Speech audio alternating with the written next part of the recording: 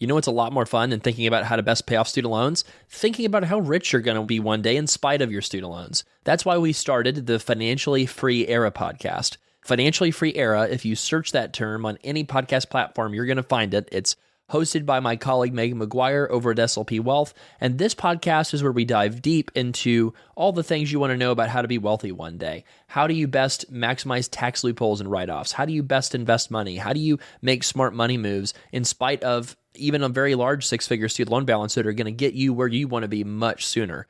Go follow the Financially Free Era podcast wherever you listen to podcasts. I promise you, if you like Student Loan Planners podcast, you will love Financially Free Era by SLP Wealth. Search that term, follow the show, you will love it.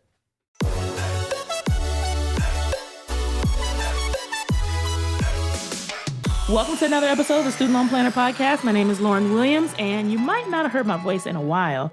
I know I've been making myself a little bit scarce lately, but I am a OG member of the team. I've been on this SLP team since 2018, and I've been doing a lot of work recently behind the scenes, managing our current team of consultants, and then also managing customer satisfaction. Travis is out this week. He's at a conference, so you just get me, but I think I'm fun and exciting, and you enjoy this podcast just the same. I'm also a new mom, so I've been getting a grip on just juggling all the things. So grateful for the support of the SLP team during this time. But you can expect to hear more from me because now I feel better about juggling all the things. And shout out to all the moms who are juggling all the things. I thought it would be cool if we just went with an update from the trenches today. While I am managing the current team and also doing customer satisfaction, as mentioned, I am still doing consultations. And so I am part of those boots on the grounds, keeping up with what's going on, the ever crazy happening changes. And I thought it would be just nice to kind of walk through some of the case studies of what I've been seeing lately. So I've got something for the PSLF people. I want to talk a little bit about consolidations. I, of course, will have something for the Parent Plus people. And then, for everybody else that's going for regular forgiveness, because that's probably still the bulk of federal student loan borrowers. So got a little tidbit for everybody. And yeah, I'm just going to give it to you live from the trenches of what we're seeing right now in real time. The first case I want to talk about is my PSLF case that came and the PSLF pandemonium in general. This young lady came to me and had 20 months of forgiveness, and then she wanted to leave her job. She was really, really excited to get this done and get out of the way. The reason she booked the consultation because she felt like she had done something wrong, trying to figure out why exactly they had not counted some payments. And it turns out that she had NIH grant. So if anybody doesn't know what the NIH grant, it is for medical professionals who pursue a career in research.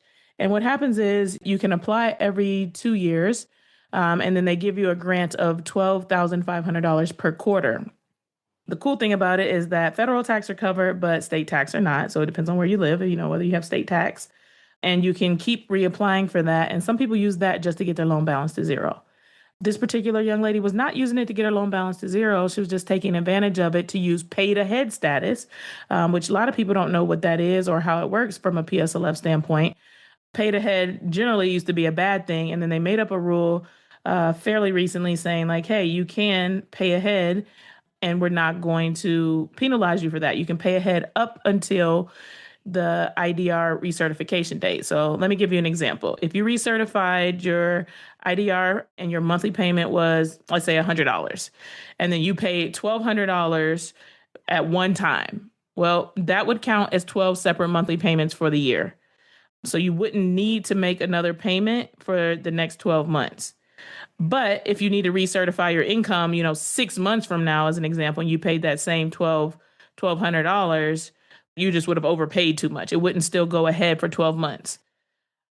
So you can see why paid ahead would be a really cool thing to be able to do if you're getting these $12,000 quarterly amounts applied to your account. And so everything was going fine. Everything was going as planned. She had received this for quite a few different disbursements. And then all of a sudden, they took the disbursement of $12,500 and applied it all to one loan, the loan with the highest interest rate, and the other loans didn't get any credit. What makes this even weirder is that when you go to log into her PSLF dashboard, the payments are nowhere to be found. So if you're a PSLF pursuant, or is it person that is pursuing PSLF, that's a better way to say that. When you log in, you see either qualified payments, eligible payments, which means they are eligible to be qualified, if you fill out your ECF form and update it, or they're just flat out ineligible. But all payments should be accounted for via those three methods. And we've been seeing this with quite a few people. There's dates and months that are just completely missing. So I do encourage you, if you haven't logged in to your dashboard and you're pursuing public service loan forgiveness, to log in and check, month by month that they didn't miss anything, because the one that I'm seeing most frequently is like July of 2025, and I have no idea why. But it's not consistent across the board. And so this young lady, all these months, they have zeros when she logs into her Mohili account, but then they're not marked as eligible, ineligible. They're just nowhere to be found when she logs into her dashboard. So we can't even say that they're not necessarily qualified. But like I said, they've already qualified these in the past. They've already applied this payment appropriately in the past using pay to head status. So what did we do? We needed to file a complaint with the CFPB. And then we also filed a complaint with StudentAid.gov. So yes, the CFPB is still up and running. They actually updated their website recently. And now you have to kind of like create a login and, to file this complaint. That wasn't something you had to do before. And so I'm optimistic that someone still works there because they were affected by, the big changes that happened in the administration. And we thought it all but didn't exist anymore. That used to be a better place to file a complaint. So if you're having student loan issues, you can also go to StudentAid.gov/feedback and file your complaint there. And they say they'll get back to you within 15 days, but we have not been seeing that to be true. Honestly, I don't know if we sent both of these complaints into the abyss. We did file a complaint with the CFPB and with StudentAid.gov because this is just wrong. They were applying the payments right. PSLF pay to head status is a thing. There's no reason that she shouldn't have been able to take advantage of it. And the payments are just completely missing. And so these are the real life things that are happening to people. They're desperate to get out of a job that they don't like, or they're excited to start a job that they really do like, after providing 10 years in public service. And because of these administrative nightmares, these problems are holding people back from being able to do what they want to do. Even if they were marked as ineligible, she could have been able to say, hey, I want to go for PSLF buyback instead on these payments, at least they're somewhere, let me try to buy them back. Well, the problem with the buyback is that the current rate that they're processing buyback, it would be 41 months before your application was actually processed and that you heard back from them. And you don't know what you're going to hear back, whether they're going to approve you, deny you. We also still don't know, what happens if you've been in forbearance or deferment for more than 12 months, for those of you that are sitting on save. And so it's super duper frustrating for a lot of people. I'm hoping that at some point they will get a fire under their butts and people won't actually have to wait 4 years to hear back. Because what's that going to result in? Most people are going to have to keep paying because save is ending, and you're going to have to choose a payment plan, and you're going to pay enough payments that you would have paid the loan off, or not paid the loan off, but made enough payments for PSLF where you could just sign up for regular PSLF without using the buyback process. So yeah, it's still yucky. It's still ugly in the PSLF world, but stand by, stay alert, log into your profile, make sure you're filling out your ECF form on a regular basis. ECF is employer certification form for those that don't know. Make sure that you're your own advocate, because unfortunately we can't count on a Department of Education to do it in a way that's, just simple, nice, and the way that it should be done. All right, so that's my PSLF case for you guys. Next, let's talk about consolidations. There's a consolidation deadline looming. It is June 30th of 2026. July 1st of this year, they're going to start implementing the various parts of the OBBB that has come out and is going to make a bunch of changes to the student loan system. For me, I am stressed out about this consolidation deadline because people will either consolidate on time and get what they need and know that they need to consolidate, or they will consolidate after the deadline because there's so much misinformation out there, and they will ruin their chances to be able to participate in various plans. So let me tell you what I mean.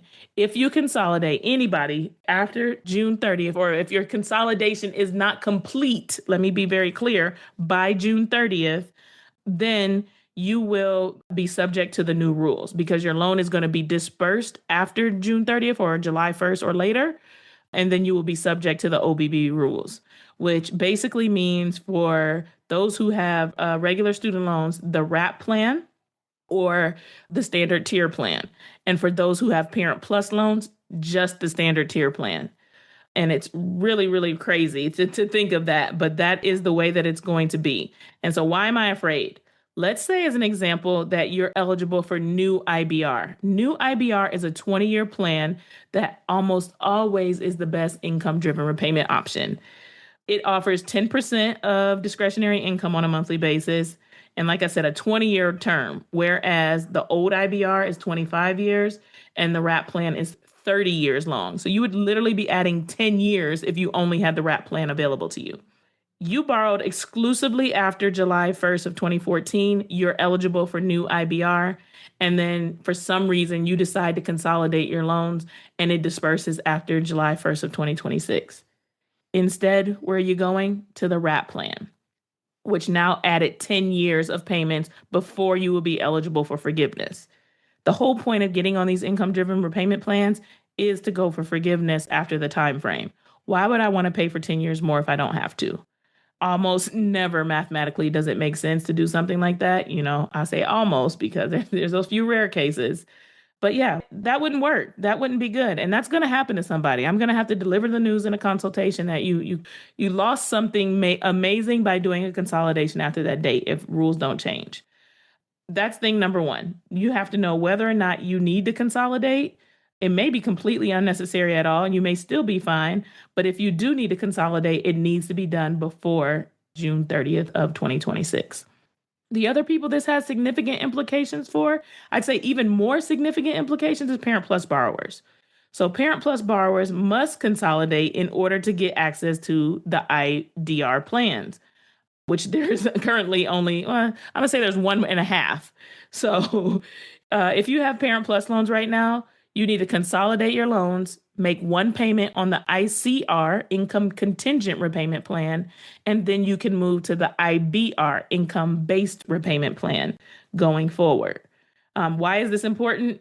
You need to be on an income-driven repayment plan to pursue public service loan forgiveness. So if you're a Parent Plus borrower and you don't consolidate your loans before this deadline, don't get them done, and then you decide to consolidate them after the deadline, guess what? You don't have any income-driven plans available to you, not even the WRAP plan that I was just talking about. And so you've just lost access to public service loan forgiveness. And this is probably the most terrifying thing. I literally lose sleep over it at night for borrowers, because what if you're 8 years into public service loan forgiveness and you make the mistake of consolidating some loans together and it disperses after July of 2026? You've lost all access to IDR plans, which means now you need to pay back on a non-income driven repayment plan. And you've also lost access to PSLF if you are pursuing it. So if you're a Parent Plus borrower who's not pursuing public service loan forgiveness, you would still like to be able to get forgiveness. And so this is also a big deal for Parent Plus borrowers because some are in the middle of borrowing. So you have kind of like the opportunity to stop borrowing and, lock in the old rules. But if you continue borrowing, yes, you will be grandfathered into being able to borrow enough for your child to finish their education. But at the same time, you'll be paying those loans back in full if you continue to have loans dispersed for your child. And so that is a huge decision for people to make. Like, wait, what? My child's a sophomore in school and I can't borrow any more Parent Plus loans if I want income driven. Yes, that is actually how it is. And if you decide to keep borrowing, the only option you're going to have is what they refer to as the standard tier plan, which is going to result in you paying the loans off. It's not cost efficient. And it changes your outcome dramatically. So because of this, we're seeing a flurry of people that are trying to consolidate ahead of the deadline. And I think that as this news continues to come out and people start to become more aware of it, it's going to be more and more, pushing up April, May, trying to get the consolidations done. And the hard part about this is you don't have any control over how long it takes for a consolidation to be complete. And my biggest fear for any borrower who wants to do this is that, they try in April and they usually say 60 days. So it takes all of April, all of May, you're safe. You try in May, takes all of May, all of June. You could be safe if they get it done before the 60-day line. But remember, more people are going to be starting to do it. So what's that going to do? Slow down the processing time. And honestly, this could be a tactic. They could just slow down the same way they've slowed down the PSLF buyback process and push people over to the July 26th deadline, forcing you onto WRAP, even though, you applied well in advance. And so I'm nervous for people to consolidate even starting in April.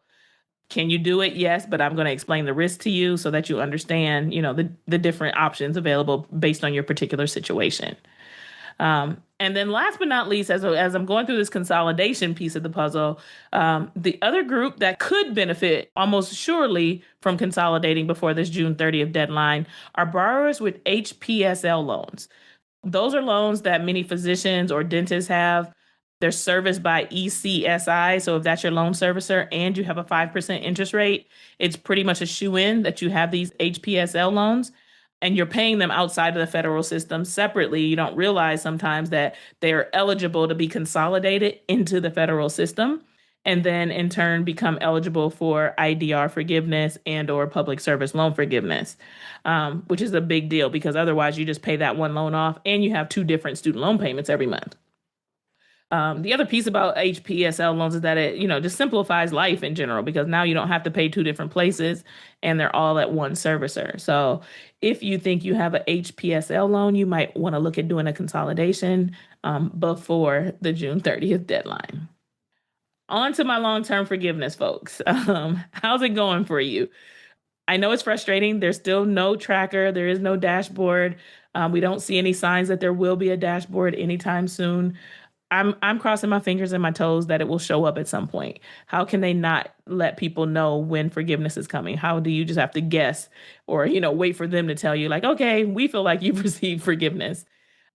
Which the other big thing that's happening this year is if you get forgiveness in 2026, you're going to be one of the first people to have to pay this tax liability. So we still got a year to go yet, or, 10 months.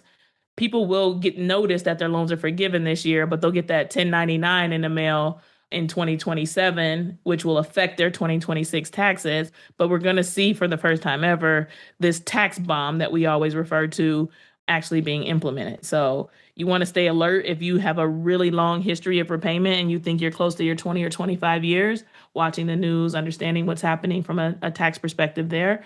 We're hoping that it's going to go away.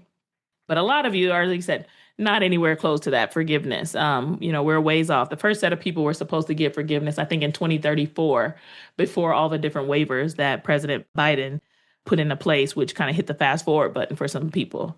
And so where is everybody right now? Well, I can tell you where my sister is. And I bet some other people are here too. They have their head in the sand. I asked her today, hey, like, what's going on with your loans? And she was like, I haven't logged in ages. I don't know, and I'm not going to worry about it. So we don't know what's going on with my sister's loans. And other people feel like that as well. There's been so many pauses and stops and starts. People are just frustrated. And you're just like, I'm going to wait until you tell me I absolutely have to do something before I actually do something. To the best of my knowledge, she's on save, which means interest started accruing for her in August of 2025 and her loan balance is going up. So yes, I will be having a talk with my sister about getting her butt moving and getting her head out of the clouds, if you will. But there's a lot of people like that. And like I said, I know you're frustrated, but it's time to get moving. It's time to be thinking about what you need to do from a student loan perspective, because we can't just wait until they kick us off of SAVE. I mean, you can, but it's not the most cost efficient thing to do to wait till you get kicked off of SAVE when you know that there's something else you need to be doing. The other thing I'm seeing with those of you that are going for forgiveness, and really for everybody with federal student loans right now, is, trying to figure out this tax season piece of the puzzle. So the hack is to use your 2024 return because most don't have their 2025 return done yet. And generally, assuming that income is going up every year, your 2024 taxes is lower than your 2025. If you're still in that in-between phase of thinking about like, oh, I'm sitting on SAVE and it's probably time for me to get off, this is a really good time to get off before your 2025 taxes is done so that you can tap into the 2024. The other hack that you need to be thinking about, because with student loans, we always got to be thinking ahead, is that maybe in 2025, you made more than you're going to make in 2026. And that's because like 2025 was a full regular year and 2026, you're having a baby. Or 2025, you got a really big bonus and 2026, no bonuses will be had. Or, they paid out the bonus early or it was a sign-on bonus that you got in 2025. Whatever the case may be, we know that 2025 year is over and you know what you made. And you also have some inclination of what you're going to make this year. So the other hack to be thinking ahead is like maybe you get to 2027 when they usually would be using your 2026 return. But if your 2026 return is not done yet, they would use your 2025 return. But in this example I'm giving you, your 2025 return is much higher than your 2026. In which case, what do? Hurry up and get our 2026 taxes done so that we can skip to 2025 altogether. Everybody's thinking about taxes right now. Like I said, it's tax season. Get yourself organized. But if you're a student loan borrower, don't maybe hit that button to file the 2025 just yet until you know what you need to do and what's going to make the most sense. Also married filing joint versus married filing separate. Key piece of the puzzle. A lot of people maybe benefit from filing separately, but don't have the money set aside to pay the extra amount that they might need to in taxes because mostly it's less efficient to file married filing separately from a tax perspective, but it can have huge benefits from a student loan perspective. One other thing we've been seeing that I wanted to bring up is recertification dates and this kind of idea about letting the Department of Education pull your tax return automatically. We've gone back and forth about this, about whether it's okay to let them pull it automatically.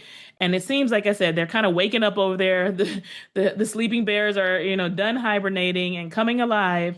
And what we've seen is a wave of clients whose recertification date specifically in June. So we've got other months, where are the people with February, March, April, and May? I don't know. But with recertification dates in June that have given permission to have them automatically pull the tax return, and they're recalculating the payments.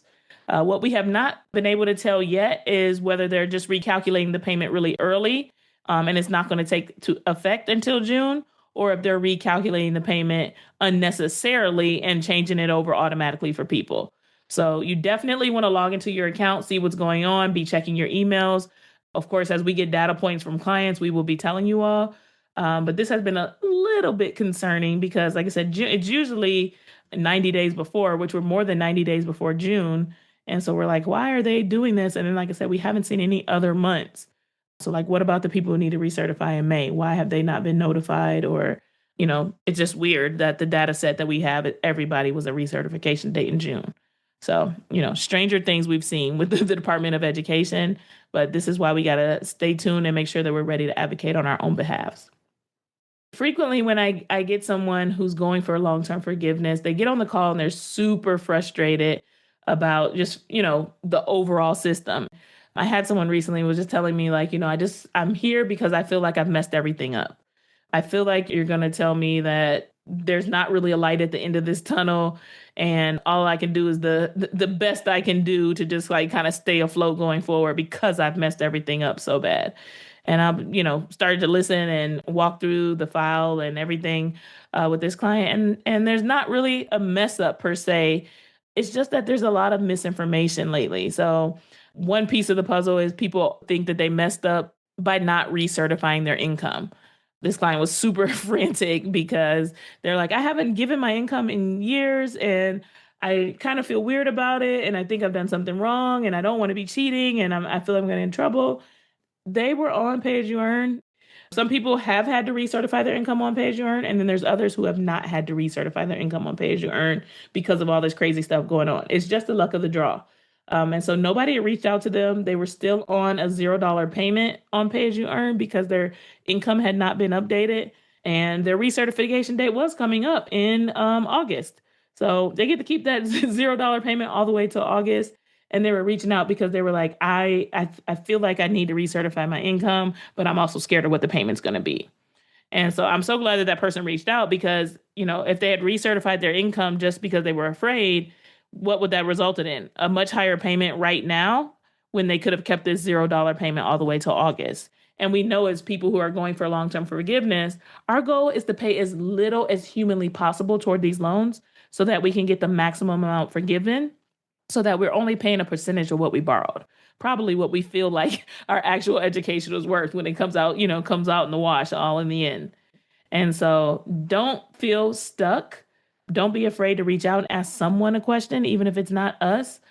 Do some research, read the blogs online, get some information. But before you make an action, make sure that it's the right action based on your specific situation, because what your friend is doing is not necessarily what you should be doing.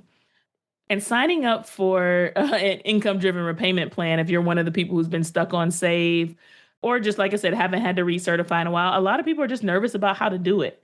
There are people who graduated into COVID, did it only once, had no idea, have never had to do it again. And then there's everyone else who's, maybe not done it in 2 or 3 years. So just simply having someone to walk you through like what it looks like to sign up for an IDR plan can be something that is so relieving. I did that with a client this morning and her screen wasn't working. So I was like, hey, what are we going to do? Yeah, I wanted her to be able to share screen so we could walk through the process. And then I was like, wait, Lauren, you got this. Like, one, she can read and tell you all the information. But two, like, you've done this a million times. So I started to walk her through it. And I actually got like, I'd say like I'll give myself like an 85% B of just like knowing like, okay, now you're on this screen. You need to click these two buttons. The next screen is going to say this.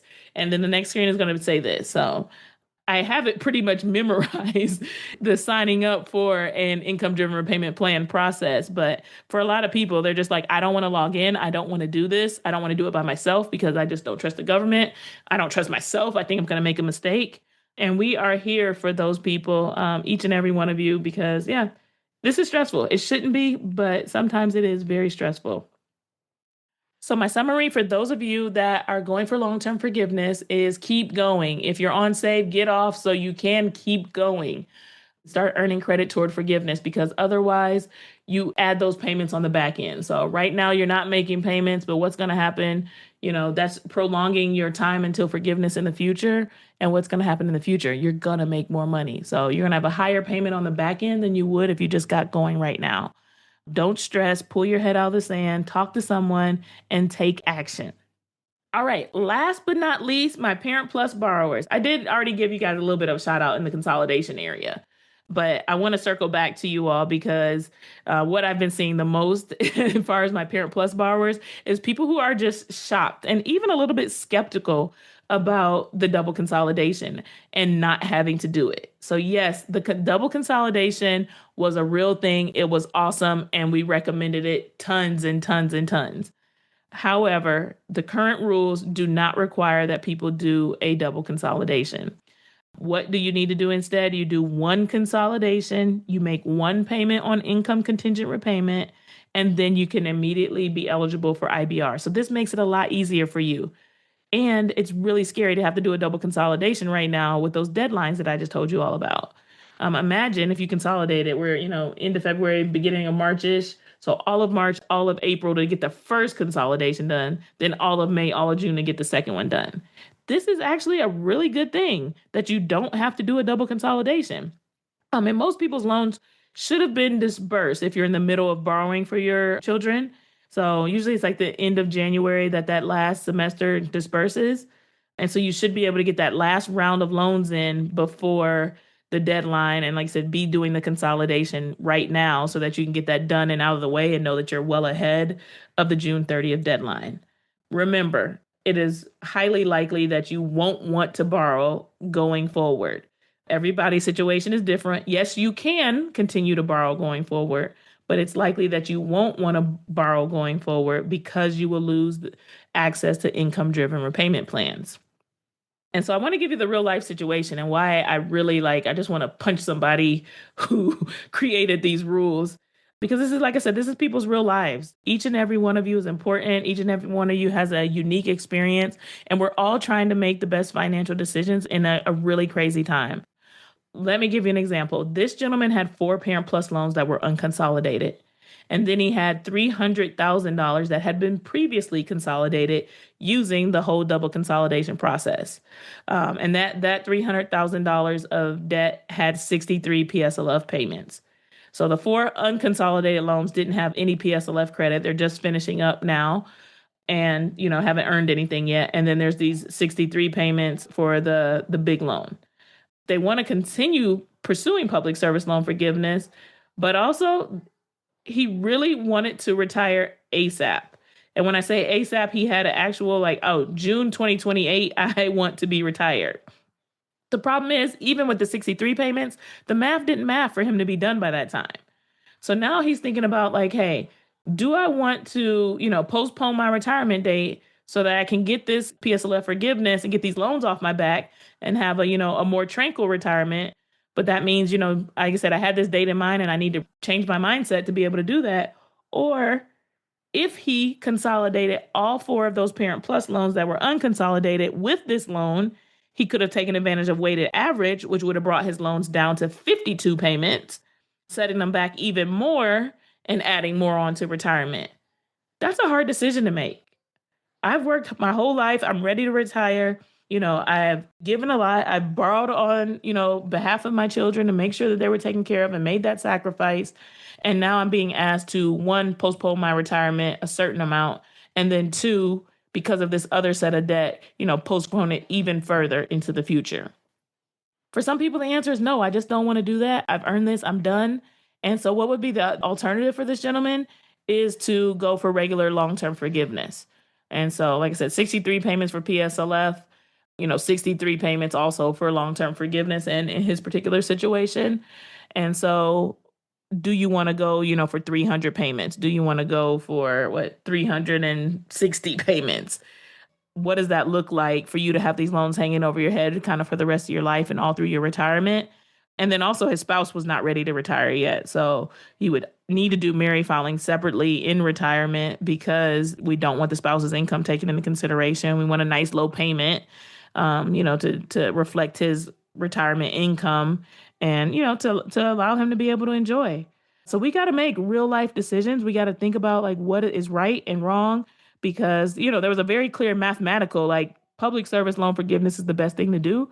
But as I said, we're real people here. We got real lives. We got real goals, values, things we're trying to pursue. And just because it says this is answer A is the most cost efficient thing to do, doesn't mean that it is the best thing to do for you in your particular situation. I said it the other day in the newsletter, but I feel like I should say it here too, is I want you all to understand that sometimes we have to make imperfect financial decisions. You do what's best for you in this moment, even if it doesn't feel ideal. And then you reevaluate the circumstances as the policies evolve and all these different things start to happen. Everybody is doing the best that they can to make the most of what they have and use money as a tool to be able to live the life that they want. I want that for you all. But that comes with, sometimes putting on our big girl or big boy pants and just saying like I said, this is not fun, but I'm going to do it. And when I got to pivot, I'm going to put on a new pair of pants. I know, not the best analogy, but I'm doing the best I can here. So for me, the moral of the story today is there are still very unique things that are happening out there. There is still student loan planning to be done. You should not be waiting for all the changes to happen to then set up a consultation.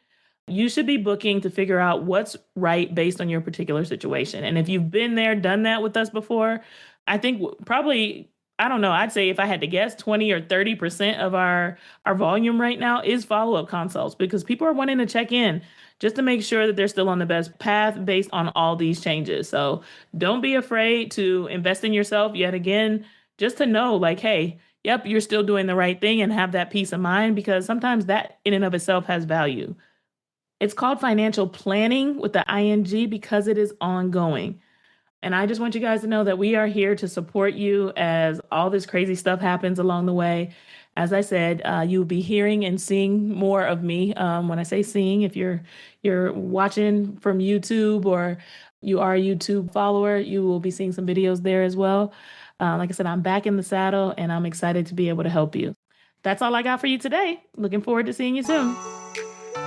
Are you on the free Student Loan Planner email list? If yes, you could upgrade your experience and discover student loan loopholes so good, they might get repealed if I talk about them publicly. Find out my very best thought leadership that I really just can't be super open about anymore, unfortunately. If you want to get our very best tips, not just the ones that I can share for free, go to StudentLoanPlanner.com/insider to get a special discount for your year membership. That's StudentLoanPlanner.com/insider and get our very best dozens of bonus content and tips that's going to save you money and get you out of student debt faster. And if you're already an SLP insider, please reply back to those emails and let me know how I can make it even more valuable.